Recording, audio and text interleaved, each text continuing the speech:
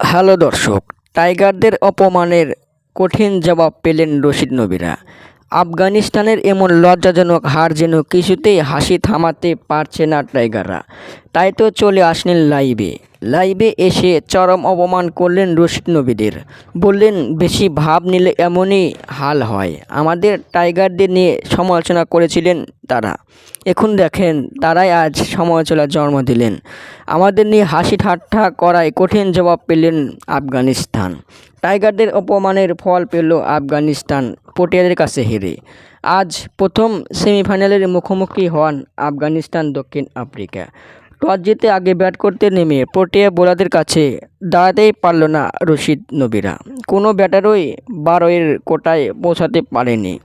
0-2-9-10 0-2-8-8-0-2-2 এটাই তাদের batting score. দর্শক, জবাবে পরে ব্যাট করতে নেমে মাত্র 8 ওভার 5 বলে 1 উইকেট হারিয়ে রান তুলে নেয় দক্ষিণ আফ্রিকা।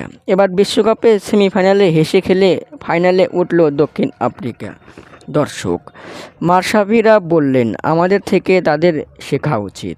দর্শক, আপনাদের মতামত কি কমেন্টের মাধ্যমে জানিয়ে দিন। ধন্যবাদ।